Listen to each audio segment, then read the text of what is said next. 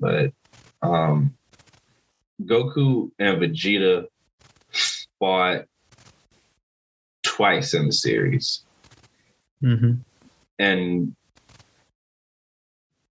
Goku's never beaten Vegeta. And I've always believed Vegeta was stronger than Goku in their first meeting.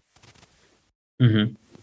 Even with Kaioken, I still feel like Vegeta, like, you have to think, if Gohan and Krillin didn't come back, and if Yajirobe, of all people, was not there, Vegeta would have killed them. Yeah. So just the feeling, like the type of rivalry that ensued, like, can you imagine beating somebody and then feeling like slighted toward them? Like, why was this fight so close? Type feeling. And then having to deal with that for the rest of your life. Right. And then when he sees, like Goku being able to like hide his ki and stuff like that, and just like all the stuff that really bothered Vegeta. Like, you're taking moves from the losers, you know what I'm saying? Mm-hmm. But it's like you see the benefit of it. But what does that mean to you if you see them as lesser? If you're copying their moves. And then you see like how strong, like now Vegeta knows, like, yo, now you're stronger than me. First, I'm stronger than you, but like, you made it this close. You're low class. You shouldn't be doing this. And now you're stronger than me. And I feel like Vegeta keeps having these moments where he comes to grip with, like, when he died by Frieza on Namek, with him crying and him like pleading out to Goku, like, that was perfect. If the show never came back again, that would have been a great like final real interaction between those two. Yeah. You don't really see it with the Cell saga. A lot of that was just passing it on to Gohan, but then you get it again and Dragon Ball at the end of Dragon Ball Z with the Buu saga. You get it again in GT. You get it another moment again with Super, with Vegeta just like realizing, like, you're better than me. Like, like, but it's a good way, like he's humbling himself. And I feel like that creates a special, type of situation with them where Goku changes everybody around them. I would say Vegeta was probably one of the worst. And you see like just the power of that camaraderie can do. And the fights themselves, I started watching Dragon Ball Z during the Sand invasion. First thing I saw was, I think the first episode I watched was when Yamcha got blew up. That shit was crazy. That shit was wild. Like that's when because at that point I hadn't really seen Dragon Ball, so I didn't know to what extent. Dragon Ball Z came out first over here. See, right. So, I didn't, me not knowing much about Dragon Ball, not knowing really what this show is about, like not many people really dying like that. Even when Goku got, blasted, it wasn't much to it. It was a part of the plan. So like when they blew up Yamcha and Chaozu, my nigga, it's just like it showed that the Saiyans were on something that was a lot more. Chaozu blew himself up. Or Chaozu blew himself up, but still, like, what just it raised the stakes to me. I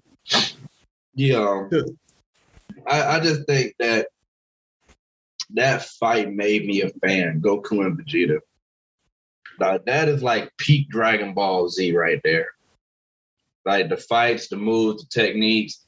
When Vegeta went into his grade 8 form, that fucking beam struggle. Like, that's the best fucking beam struggle.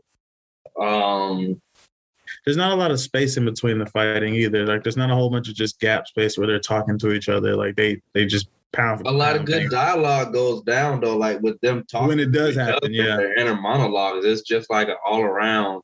Like, it's a great fight. Everything it represents. The last two living Saiyans, one humanized, the other one savage warrior, low class, high class, just this. It's a great dynamic. And then their second fight, I think, might have been even better.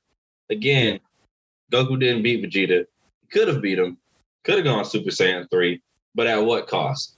It's kind of like a Naruto and Sasuke fight and their final confrontation at the end of Naruto Shippuden, to where, you know, the stronger person doesn't want to kill you.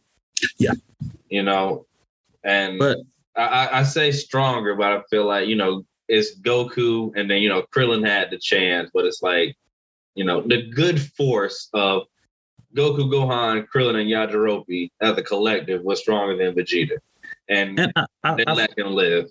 I feel like, and interestingly enough, I feel like somehow we might get to the third fight of Goku and Vegeta. Like with this whole situation with Granola and Vegeta actually kind of revealing how he's been feeling this whole time. It's like, it's just a matter of time before we get back to that. It wasn't real. What do you mean? Well, I told you. Remember you said you read that ain't happened. That's not what Vegeta cool. Well, I'm not saying that it was to that extent, but I still don't feel as though he has let it all be. I don't believe that it's I hate you, but that rivalry is always gonna be a thing. Yeah. I think just to talk about their second fight, you know, when Vegeta was controlled by Bobby. Yeah. And first time we saw two Super Saiyan 2s fight each other. Mm-hmm. You know, again, another good fight, great show of power. You know, I like when, you know, before that at the tournament, Vegeta and Goku were supposed to fight in like the fourth match of the tournament. Yeah. And Goku went to go fight the people, and Vegeta was like, nah, you come back for a day. I came here to fight you. We fight. You ain't saving the world. You getting his ass whooping. I've been training for the past 7 years to beat your dead ass. You know what I'm saying? So, I think about it like something like that. And at the end of the day, a Saiyan's pride is always gonna be. So like I think about it in terms of what is that dark energy? What could that do to him? This nigga got destruction energy now. Like with a Saiyan's pride, we haven't seen a Saiyan god of destruction, which is cool. Yeah, I don't know where Codename is gonna put this whenever he edits this